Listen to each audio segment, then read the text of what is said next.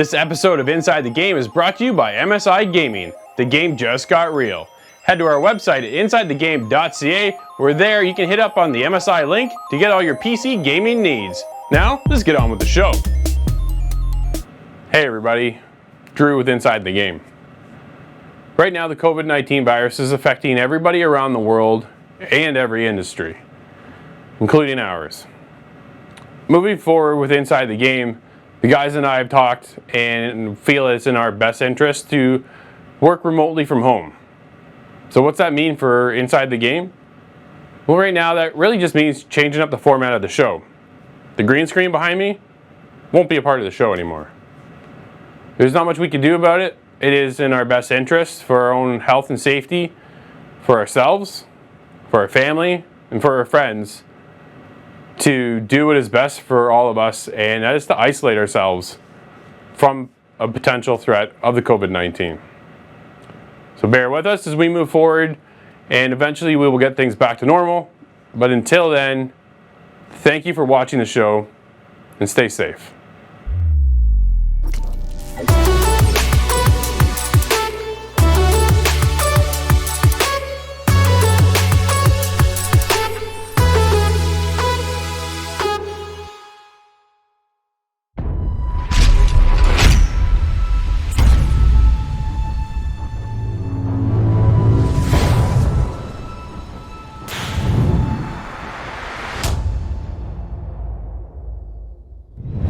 Alright guys, Call of Duty Warzone's been out for a while. We've been playing trios. You can join in solo, but you're always going to play that 1v3, and let me tell you, that's been so tough. Well, guess what? Call of Duty, they've heard you.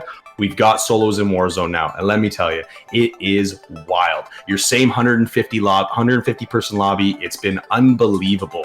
You drop in, everything's the same other than the fact that you have no buybacks to get back in. You got one life in the map, one life in the gulag, so you got one chance. Let me tell you, it's gonna get wild.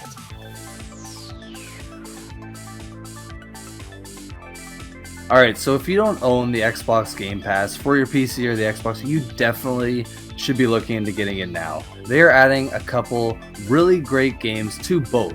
Starting on PC, we are getting Bleeding Edge, that new beat 'em up, which looks great as a Microsoft exclusive. We also have the classic fighting style game Power Rangers Battle for the Grid, and the classic Shakespearean comedy Astrologaster. And last but not least, coming to the PC Game Pass is The Surge 2. Now, in addition to some of these games coming to PC, they're also coming to Xbox, such as Bleeding Edge and The Surge 2. But also, Xbox is getting Kona, this kind of classic detective style game. So, alongside with all of these great games coming to the Xbox Game Pass, Microsoft has included a new perk system. Now, this really makes this the ultimate package, because all you do is complete certain tasks and things, and you actually get free items and DLC within the games on the Game Pass.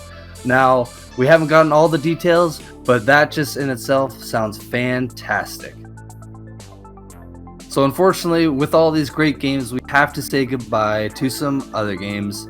So on console, we have to say goodbye to Borderlands, the Handsome Jack Collection, and as well, Cities and Skylines for PC and Xbox. And then lastly for PC, we're going to say goodbye to Battle Chef Brigade.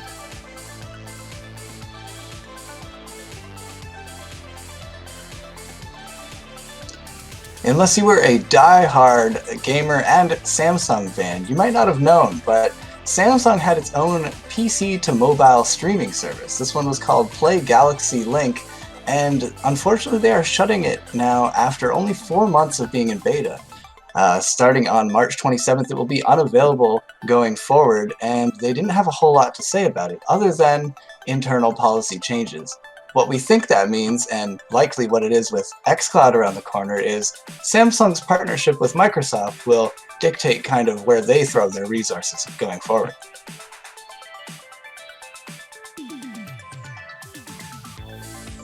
All right, Overwatch fans, we all know this is an exciting time. Guess what? We got a new character coming out. Let's check out Echo. They breached the labs!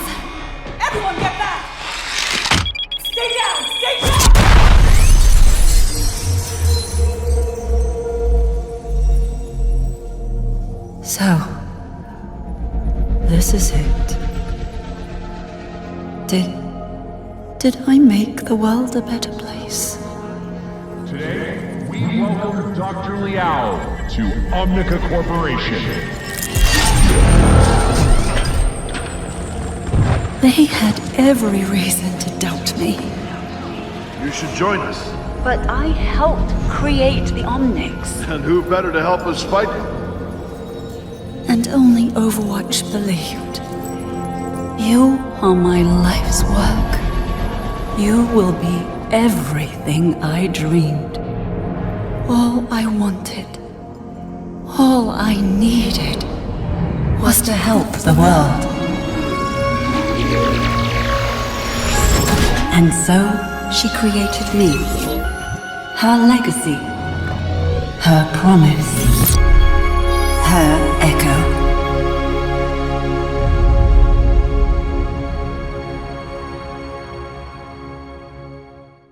This is a bit of a follow-up to the news that we had a few weeks ago.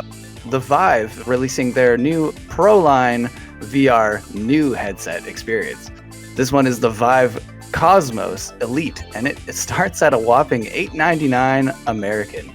Now, to cushion the blow of that, it will have a new advanced screen, a new flip-up visor to allow you to get in and out of the VR more comfortably, and a whole lot of face tracking and external tracking features. Now, this will also be bundled with Valve's own Half-Life Project Alyx, so this might be the best way to play that game on launch.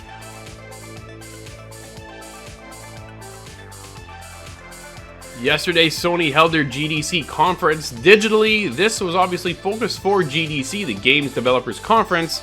So we kind of expected some technical jargon to go with it, and that was pretty well the whole 52 minutes, to be honest. We did hear about the 3D audio, which was really cool, but we heard some other information as well. PlayStation is looking towards going with backwards compatibility, which is obviously nice for the PlayStation 4, but they've only tested 100 games. With a library of over 4,000 games, they still have a lot to go. So that's coming, but it's going to be later on in the future for the PlayStation 5. Now moving into the hard drive space, we're going to get 825 gigs. Kind of a weird take, considering the Xbox Series X is going to have 1 terabyte. Moving forward with most generations now, we're talking about terabytes, not gigs. And these games are only getting larger, so to get 825 gigs, it's kind of odd. Now, however, that's the way it's going to go, but they've also said we can do that, the expandable hard drive space as well, but that's going to come at a later date and a bigger price. Overall, the conference was mostly focused for GDC game developers and things like that, so for everybody who's looking for that game, the next game title, or a little bit more hardware tech that we wanted to see versus kind of more like an E3 feel, we really didn't get that. That's going to be coming at a later date. E3 was just around the corner, obviously now being canceled. So where does that lie for Sony? Well, they do have time. There's no doubt about it. It doesn't launch until this holiday season.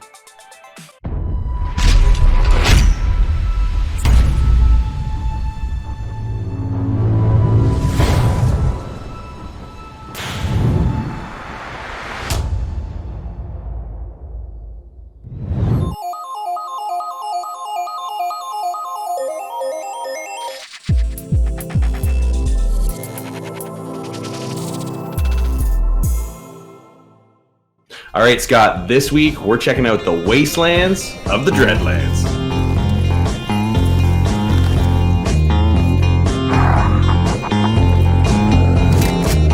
The hunt is on.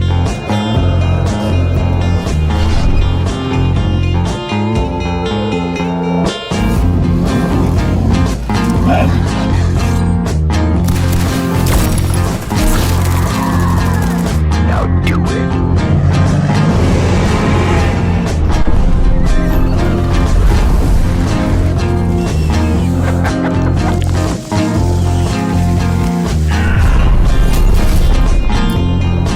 Okay, Scott, we got to check out the Dreadlands on PC this week, and it's kind of this, post-apocalyptic tactics, skirmish style, top-down game. I'm kind of new to this a little bit. We've done some games, along this line, but this one's kind of unique. Yeah, this one's it's kind of like an XCOM style, Wasteland style combat kind of game. So it kind of follows that formula, but it's kind of got its own unique style and spin on that genre. It was pretty cool to jump into, and it's an early access game, so it's kind of got a couple bugs.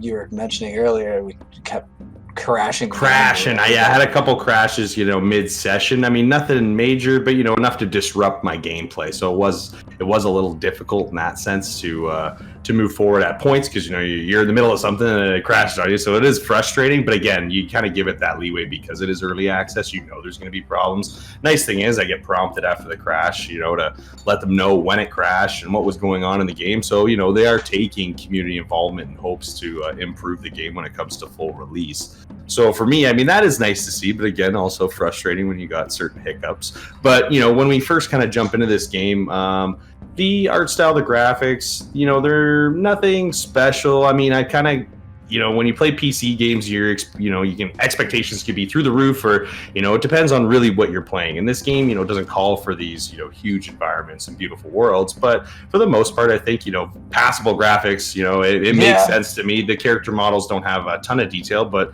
what I did find is there is actually quite a bit of customization when it comes to setting up your gangs in this game.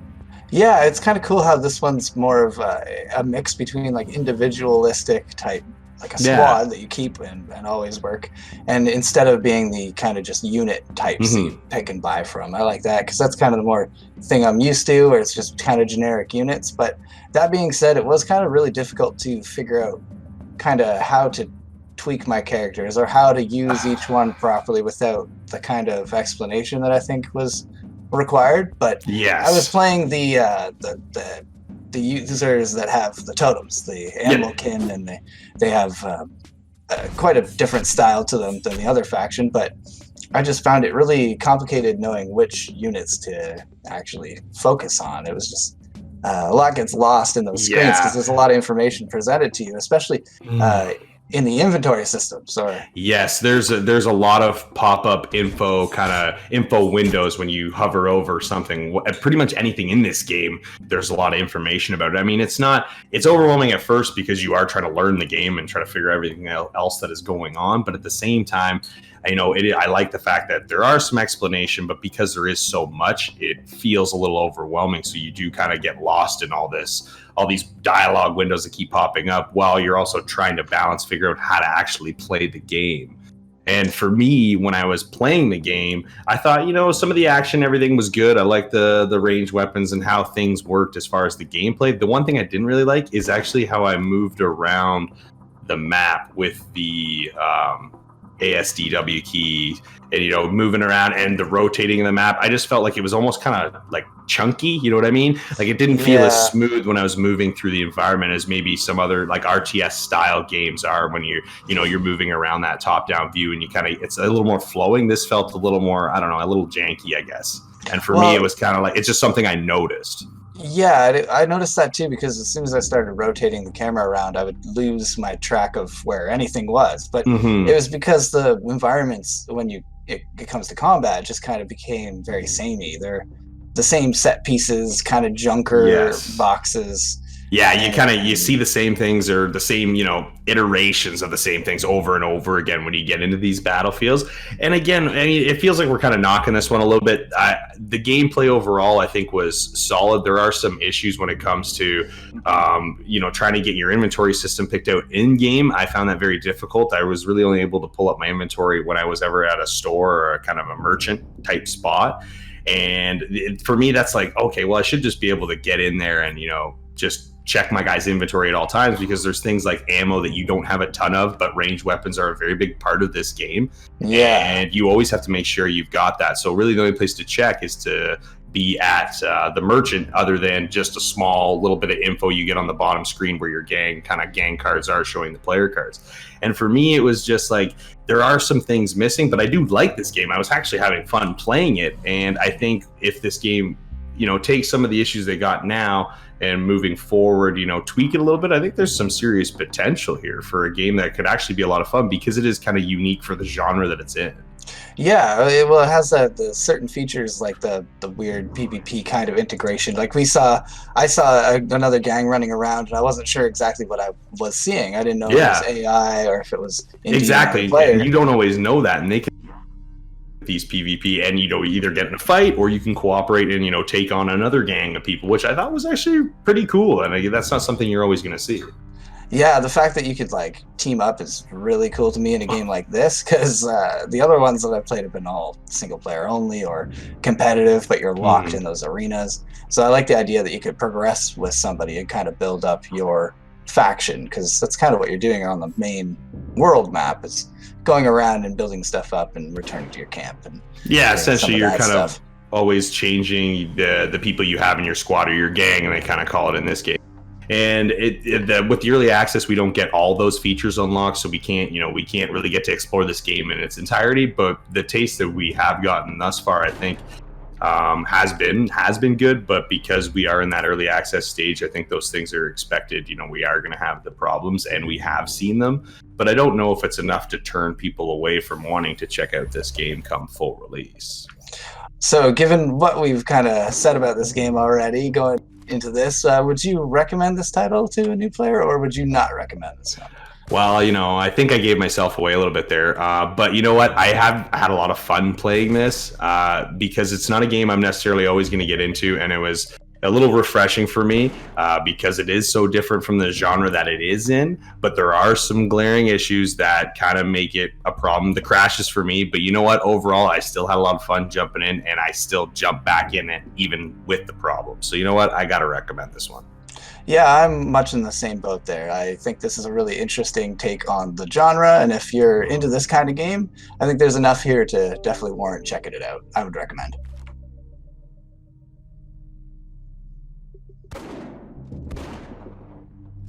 This post-apocalyptic top-down skirmish game has a lot of fun, entertaining elements, but the early access issues can make it tough to stick with this one.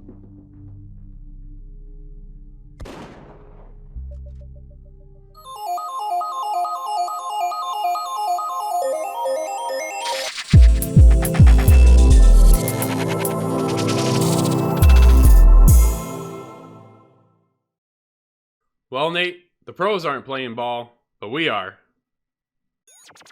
Absolutely.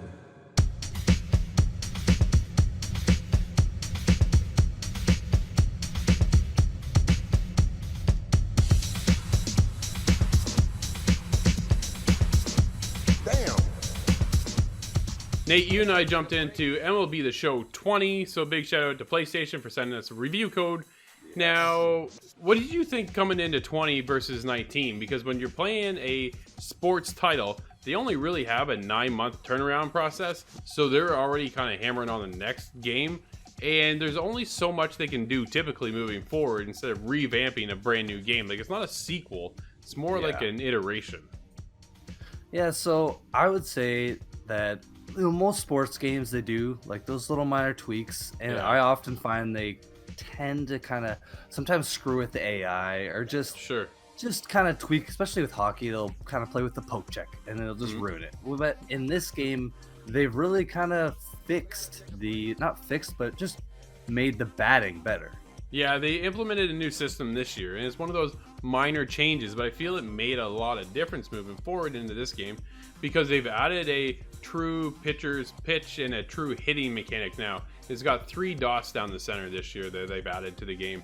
And basically what you need to do is you need to coordinate those dots with the placement of the ball and the timing of the swing. And so it gets you that more true contact that you're looking to hit, so you can feel it if you are coming under the ball. Exactly, or if you come over atop the ball, right? So if your timing's off and then you come underneath the ball, then you could pop it up, or you're hitting it right into the ground. It's all those things. But if you hit that sweet spot, then you're crushing that ball. And it made a big difference this year. It does. It feels great, right? And that's what one of the things they do that Sony San Diego does so well is they love this game and they pour their heart and soul into the baseball, and it shows. But it really does, man. And not only with just the little tweaks, but the game itself is beautiful. It looks incredible. It's the best looking sports game in my opinion. Yeah. I think. As far as the actual character animations, a lot of the players look really well. The way they do all the camera angles when it's, in Yep. between pitches, it feels like a baseball game. It does, but I wish they would do something more now. So now that they focused on batting, let's take it to the pitching mechanic, because the pitching mechanic still feels a little old and stale now at this point. You've got your meter controls, you've got the analog stick, or you got the pulse, and they've been there now for game after year after year after year, and they haven't really iterated on that. They focused this year on the batting, so hopefully next year we can see that focus move into the pitching mechanic, and you're also going to see it expand to other consoles for the first time ever. So, yeah, maybe with the newer consoles, with the newer controllers, maybe they'll kind of introduce something cool with the pitching. I'd like to see that anyway. I hope so. Now, getting into the core of the game, there is one game mode after another game mode after another game mode after another. There is so much going on now with the show that you get lost in menus, and this is kind of becoming a bit of a problem because you really don't know where to go. My main focus has always been the road to the show. Get your character, design your character, and you make your player move up the stats. You go from AA to AAA into the majors, right? And that's always there. It's been there now for years. They've done subtle changes to it, but there isn't enough for a huge change. Like if you play NBA 2K, for example, they have a huge story campaign as you build your character, and that's what I'm looking for now at this point.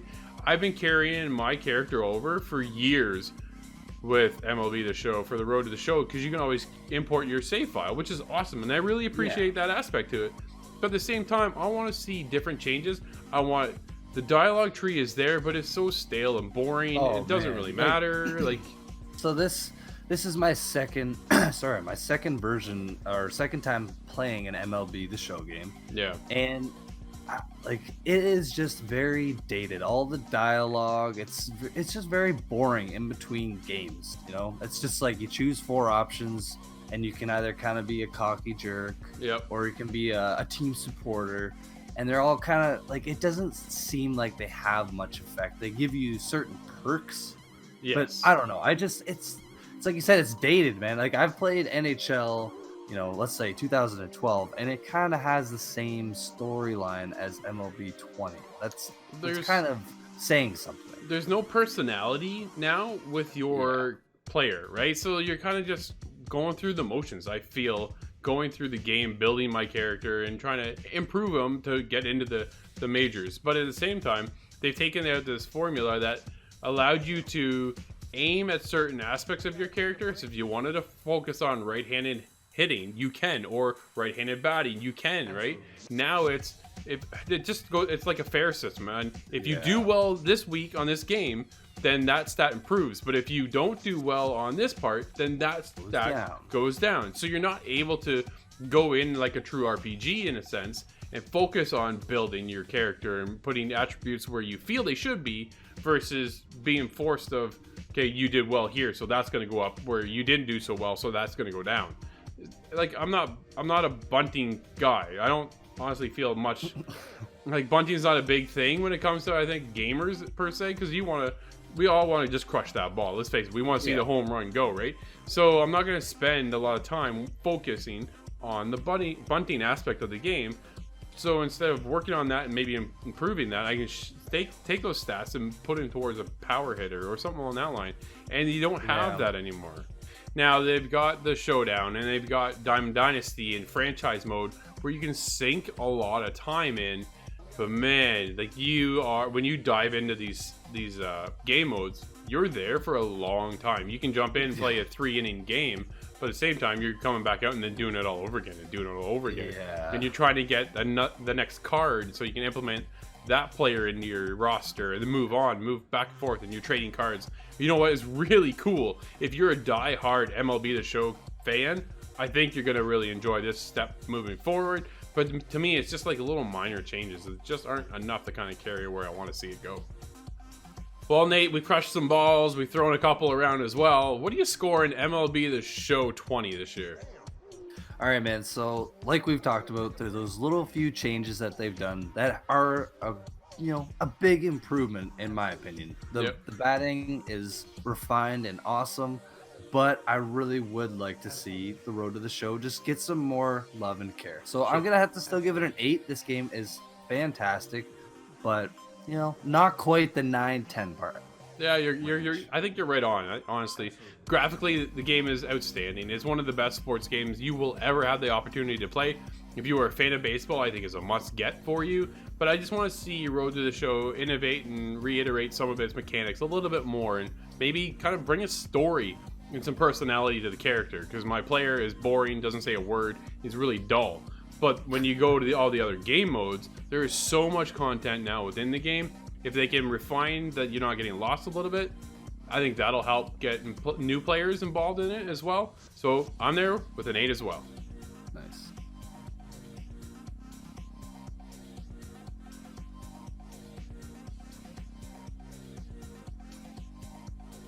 Baseball is back with MLB The Show 20, and it's swinging for the fences. Improved batting mechanics add depth, making every swing count. But the road to the show hasn't changed much, and we would love a new pitching mechanic. Stepping into the box, Drew Goose. Shortstop, Drew Goose. Here we go, big guy, come on. First pitch of the at-bat. Now he turns on a fastball and sends it deep down the right field line. And, he missed a home run by a matter of feet. It's off the wall. And your go-ahead run is in there at second base as he's got himself a...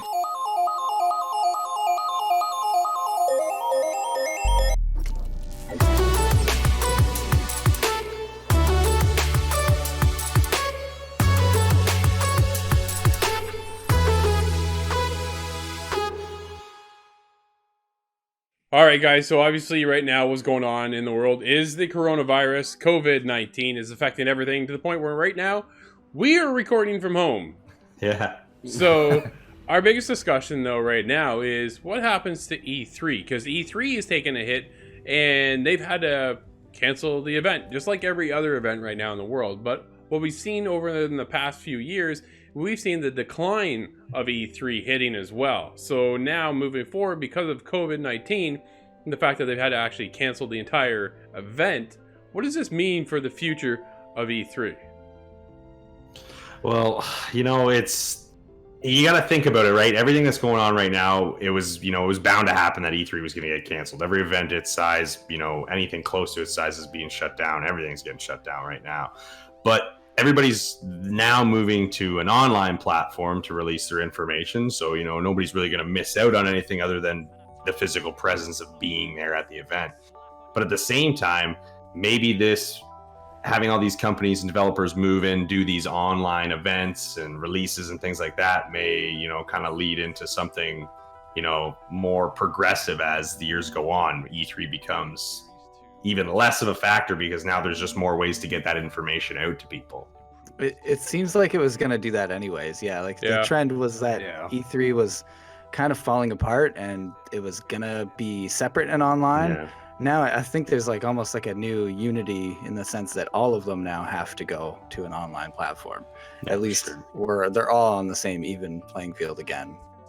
And that's something. The biggest thing for this then in that case, right, is you lose the opportunity then to network. So if you were in the industry from a press media side to a small indie developer, you rely on meeting the right people, getting the contacts, and then building your game, your brand, your business with that event in mind. Now you take that event away, then what happens to the little guys? What happens to the indies who are trying to launch the next journey, the next little indie title that could take the world by storm, but without an event like this for them to network, they don't have that opportunity.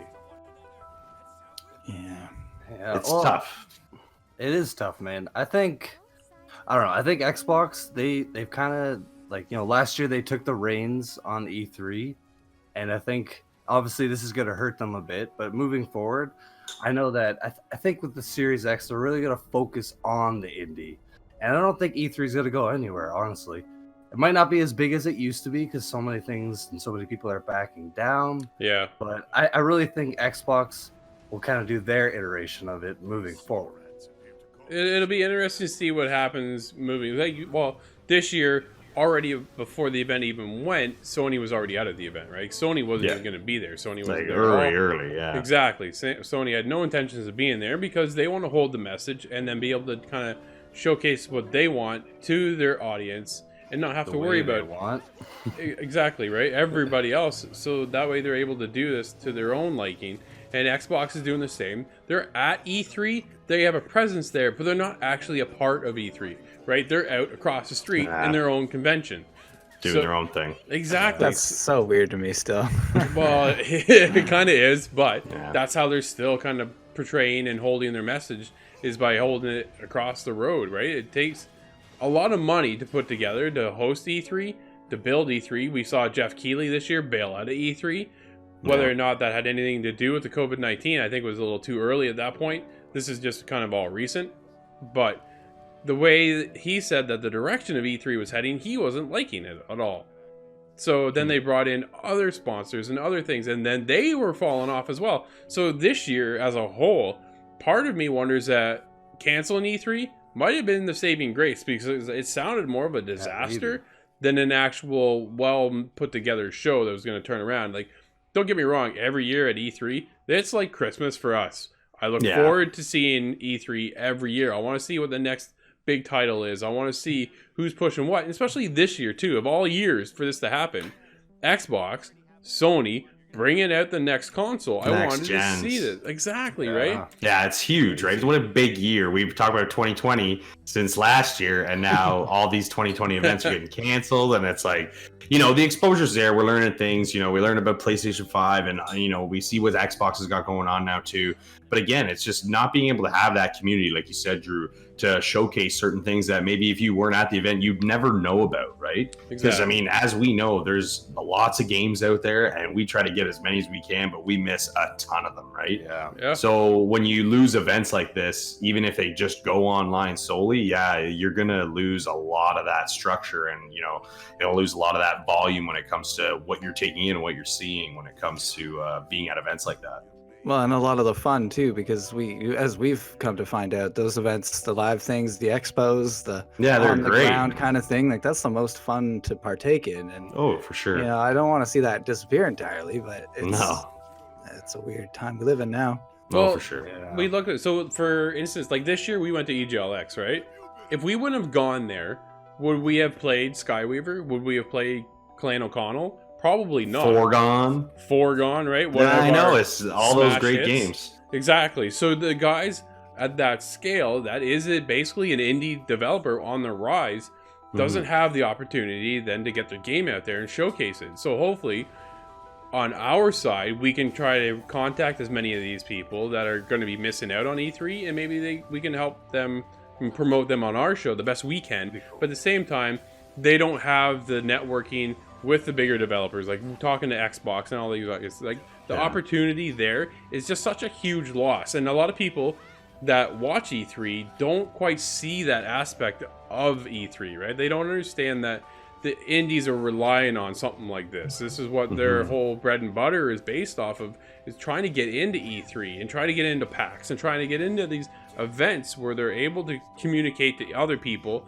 communicate to us, because we're there covering the event, and then all of a sudden, if we're not there, we don't know about their title. Maybe they don't know about us. So if we're able to kind of meet up that way, then that's a huge get for both of us, because man, I play Skyweaver all the time. But if we wouldn't have seen them at EGLX, I wouldn't have met Mike and all those guys, right? So we wouldn't have been playing the game. We wouldn't have been playing Foregone. So, you know, games we're playing this year is because of events like that. And without events like that, we're not playing those games. And that, to me, is disheartening. And honestly, I don't like it. We need to have E3.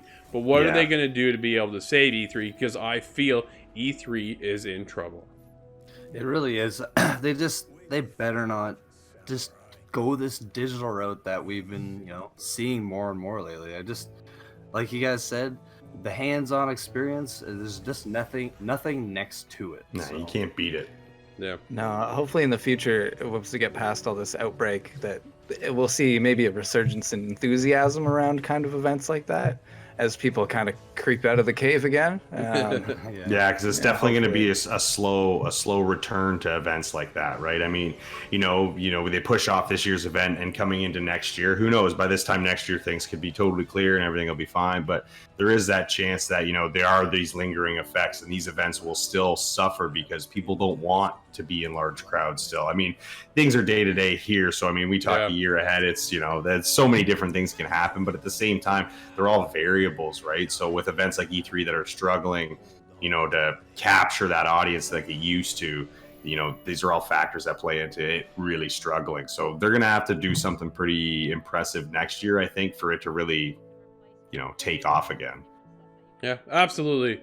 And for everybody here at Inside the Game, hit us up, InsideTheGame.ca, and let us know what you think. What does the future of E3 look like to you?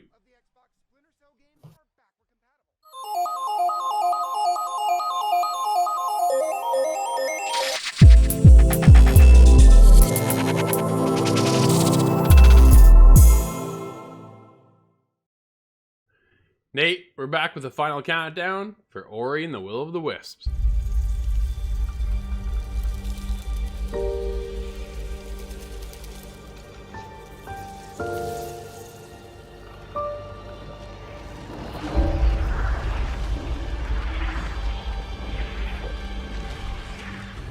Nate, last week you and I gave our first impressions of Ori and the Will of the Wisps because we were waiting on a patch, and once the patch was implemented, now we're back giving our full, complete thoughts. How does that affect you since the patch has been brought into the system now versus when it wasn't, and when you were kind of struggling with a bunch of jankiness going on your console? Oh man, so before the patch, it was actually to a point where I don't think I would have been able to actually play through the full game. It was that bad. Yeah. But happy to say, with the patch, I have had pretty much next to no frame rate issues. Only one time from the moment I continued from where I was. Right. You know, it was just a really big screen, but other than that, it's been fine. Except the issues that we are both having, which is, for some reason, never while you're playing. It's always when, you know, I find whenever I switch to the map and then go out of the map or kind of switch between menus, it does this kind of weird 1-2 second freeze. Yeah, exactly. There's a little bit of lag transition going on. I don't know, even from one scene into the next, I'll find a bit of a lag kind of kick in, and it's a little weird, but it's never affected me when I'm actually doing the platforming, right? And that's the biggest hindrance when you're getting into a platforming game. If you feel that lag hit while you're trying to do that, it just throws everything off. And for some magical reason, Ori is not experiencing that problem whatsoever. It's actually running relatively silky smooth until you kind of get in and out of the menu sometimes. Before, what was happening, if you would pause it and pull up the map, you would actually get the world behind you and then the map itself. But now that's been fixed, right? So they've been able to fix a lot of this stuff and just kind of really improve the overall experience of the game. The game of Ori, like, so if you played Ori, the original one, Ori and the Blind Forest, it was awesome. The story was great, and moving forward into Ori and the Will of the Wisps, man, the story is so cool. The creatures that they've implemented and experienced now is something I've never anticipated. This is one of the best games on the Xbox, so you have to get it. It is so cool. I love this game, man. Oh man, like, it just to start, it looks beautiful. The art style that they've chosen, I don't know what it is, but when we were talking earlier, you were saying something about layers because you're an artist. But man, it just, the way it is layered, it is incredible, and I love it. The way the game is layered for the depths, so it kind of, you'll see the foreground right at the front, and it's really dark silhouetted shadows, and it'll kind of like almost give you like a border around the scene, and then in that is then your platforming level, and then sometimes you'll have stuff in front of that, and then you'll have the background go deep and go back, but then on top of all of that is the lighting that shoots through, right? And it's the colors and the brightness and everything, just the way everything kind of meshes together. It's the contrast within the level itself is phenomenal, because the way that light is able to kind of trickle its way through all those different layers, and it's just something that comes out of presentation that you don't really see in a game like anything else. Like, Ori's kind of just set its bar for a lot of platformers and art alone. Yeah, man, honestly, they've really set a bar for kind of puzzling and platforming, because It is a hard game. Oh my god. Do not let us steer you wrong. You have the option to play on easy, normal, and hard. I'm a normal player, sometimes on hard, but this, I almost recommend playing on easy. So we said the game, man, is very hard, but the game is also forgiving. They have really great checkpoints. A lot of these games, man, I'll go 5 minutes and then I'll die and then I'll lose all that progress. Whereas this, I'll just spend 5 minutes on like a 40-second increment and then I'll get past it and then I get a checkpoint. So I find it is very forgiving. Which is honestly, it's needed in this game. It really is. The amount of times you're gonna suffer when you're playing this, it's so tough. Like I've had to walk away from the game and then come back to it. Right? Like I'm at a boss battle. Some of these boss fights are just, oh my goodness. You get part way through and you think you're kind of making some headway, and all of a sudden it just steps up to the next level. And I'm like, whoa! Like where did this come from? Who thought this was a good idea? And it is punishing, it is crushing to get through some of this. They have really good boss fights, dude. It's so tough. Compared to a lot of games, challenging. And again, look awesome. Yeah, again, you gotta throw it back to the art style, right? I love it. So, to me, the game just pulls you right in. But yeah, punishing. Very, very punishing, but satisfying checkpoints that you know that the minute you die, you're not going too far back to restart and keep going.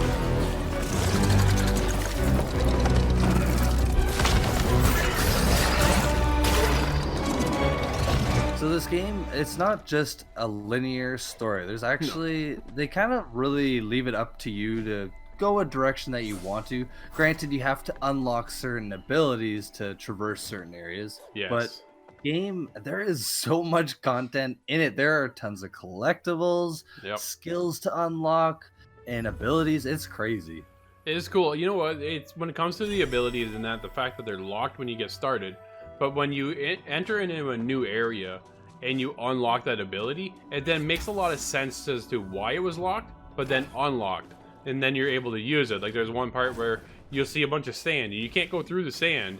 You have to go up and around it. But later on, you'll get that ability. Now you're dashing through the sand, and it makes total sense, and it opens up other areas, which then leads to other parts of the story, and so on and so forth, right? So it's so smartly designed to go and you're in one area, but you need to come back to that area to get to another area. And you can only do that by unlocking all these abilities at specific times. And a nice thing too, the map is very big, and they have these stones that you can go, and it's basically like fast travel points. Yeah, they're not a ton of them, but it's at least, at least they're there. So if you had to go from one side to the other without I mean, it's tough because the platforming, like we said, is tough. Yeah, it certainly is.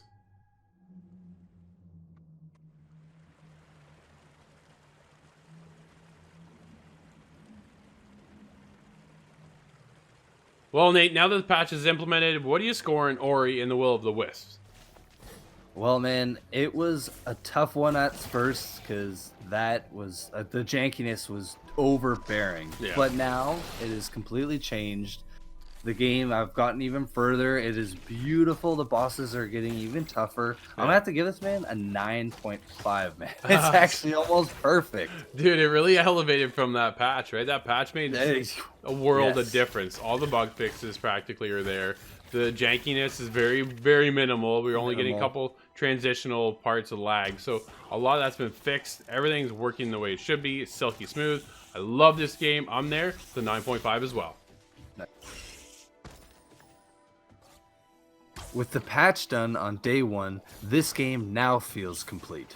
Amazing graphics, incredible audio, a beautiful story, along with the great challenge. Everyone should experience this game.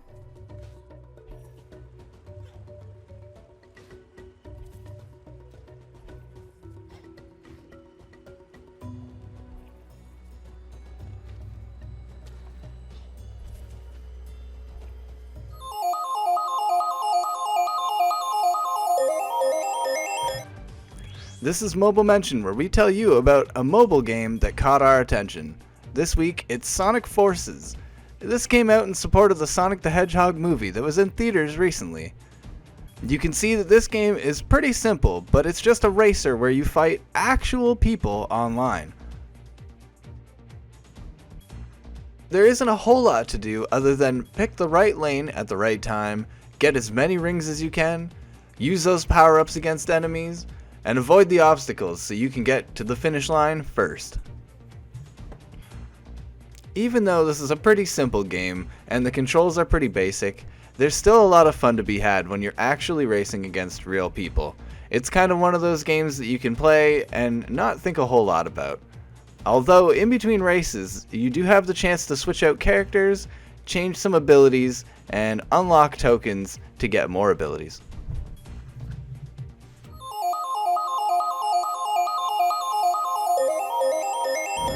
Alright guys, on this week's Let's Play, Drew, Nate, and myself are dropping into Warzone. Let's check it out. Oh baby. Let's do it. Here we go. Where are we dropping? Be advised, gas is closing in. Proceed to the safe zone. Let's not go to prison. Yeah, we could. It's gonna be a long flight, but I'm interested if I can make it. I'm gonna drop out pretty late jump. Yeah, I think so. Yeah. Oh, I didn't realize the plane was going this far. Well, let's really? head that direction anyways because it is in the circle, and chances are it's gonna be closer to the end circle, most likely being on the edge of the map. I would hope. Yeah. All right. Yep. Oh man, I pulled my chute as soon as I could. We'll see how. You really? Yeah. Well, I'll see because Yeah, you drop so fast. We'll see how far I go.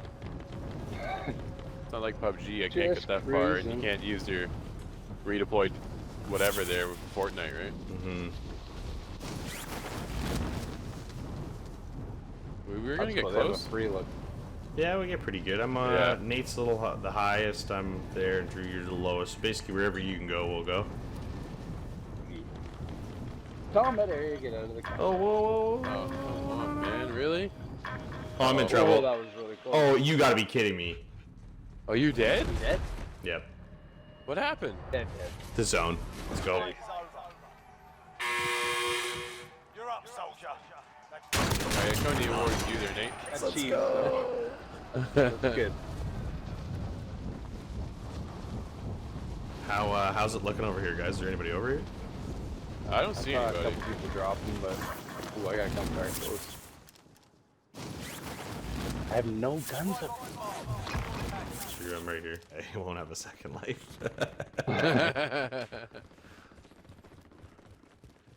You know what? That's how these rounds go, though. That's how you get the W. Because they always start with something, you know. I made a mistake. You flew out of the zone, you know. It's on the drop in, like it was embarrassing almost. So, all right. Oh, there's a ladder over here. Hey, in your defense, it's the new. Oh, behind us! Holy! Oh my! Man! I am down. I didn't even see that guy.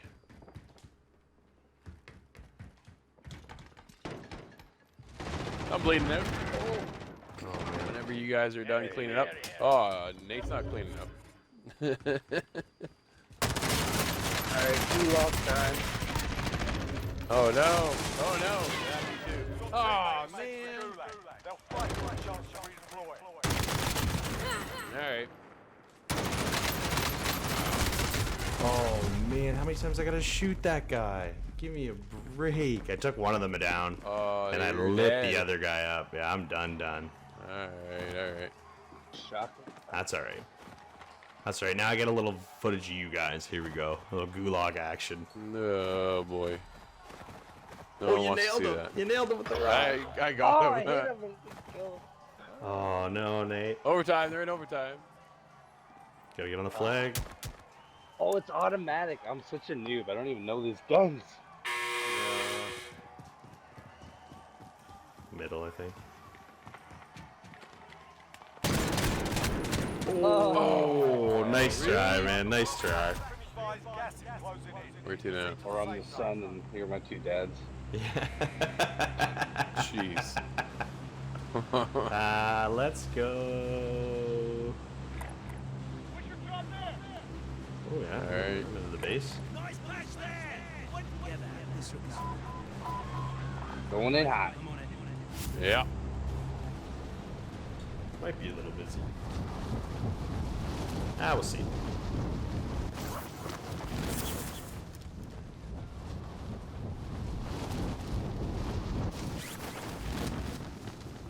You guys gonna land at the base or like the hangars out back?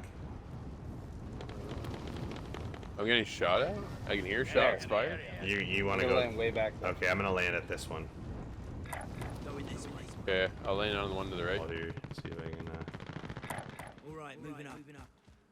Okay, I'm on my way. See if I can catch an eye on somebody. What does it mean by drop? Did I just drop the gun I'm holding? Yes. Yeah. Oh. We can steal the helicopter. You want to do that and get out of here? Yep. Alright, let's go. Yeah, I'm in. Run, run. Alright, I'm in. Go, go, go.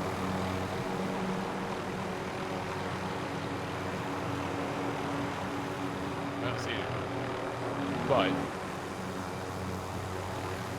I feel like this isn't a total heat score or anything, but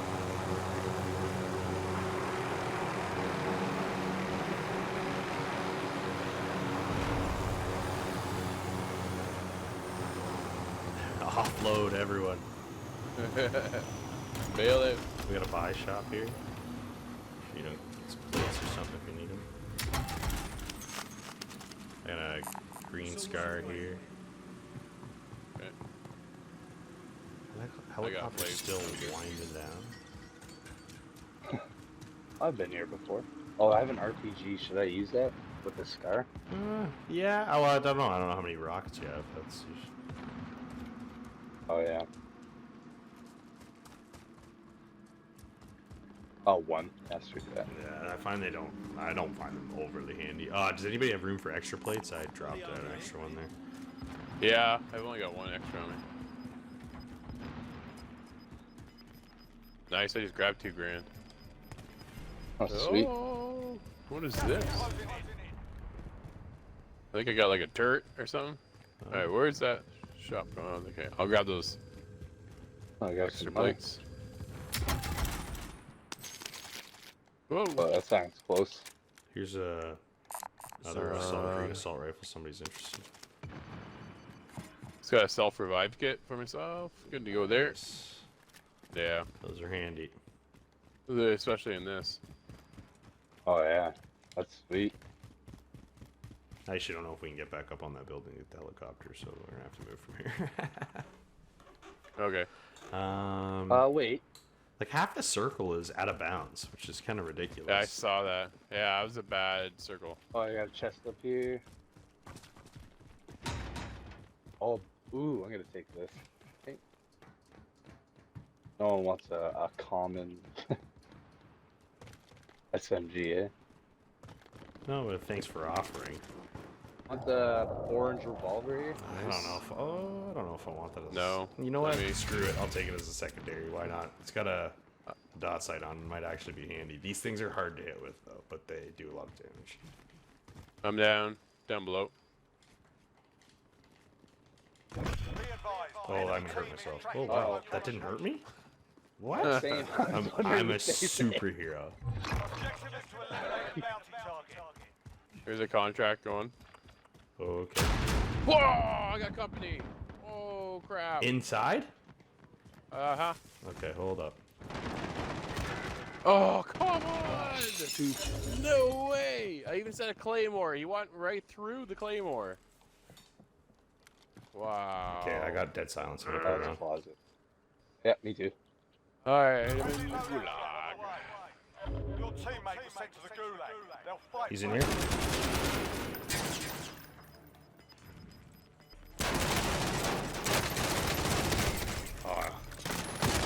Oh, he's right here. Oh yeah, no! You got him. Good job, Corey. Thanks, man. I just like power pushed him with it. I'm down again. Man. Got him. That's me. Sorry, I don't. I'm not doing Guy out front again, Drew. Are you Oh picking my yourself God. up? There's a guy inside. There's a guy inside and outside. I'm down. Oh, I got wiped. Oh man.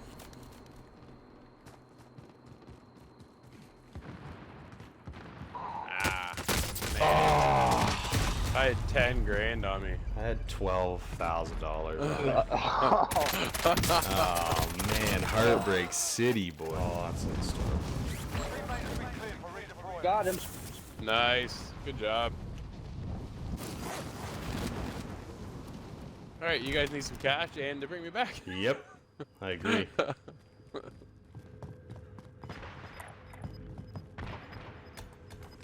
Oh, I found it. Oh, yep. Nope. What was that? Oh, he's there. He's there. Oh, no. Oh, he got me. Oh, good try. Oh, man. Oh, man. That stun. All right, Nate. That stun grenade did me in.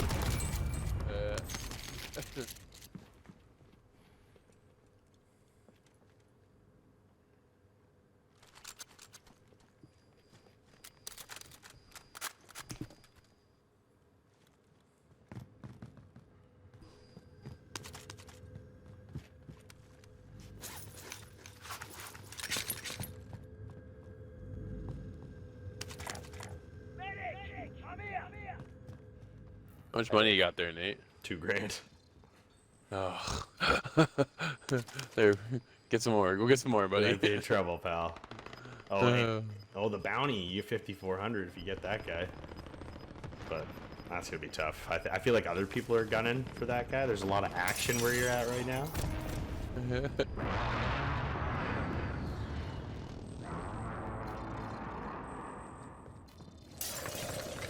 Someone close by, I think. Oh, he's there behind you.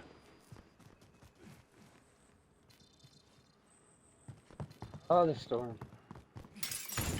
Yeah, you gotta move. Oh man, no man's There's a guy land. over on Look your at the right. field you're running through. Oh, look at that. You might be in trouble here, pal. Yeah, there's. Oh. Hey, 13. Hey, that's not too bad. That's not too bad. Number 13. That's not too bad, guys. There we go. Can't win them all, guys. Warzone. Welcome to Warzone. Can't win them all. Well, Corey, there's another episode, but this one was a lot different than what we're normally used to, so hopefully we can get back to the norm real soon. Now, each and every week, you guys hit us up at InsideTheGame.ca. We're there. You submit your clip and end off our show, but just like everything else this week, we're flipping this up too. Well, you know what, Drew? We may be flipping it up, but you posted a clip of someone flipping it down in Warzone. Let's check it out. Cool. Thanks so much for sticking around and sticking with us. We'll see you next week inside the game.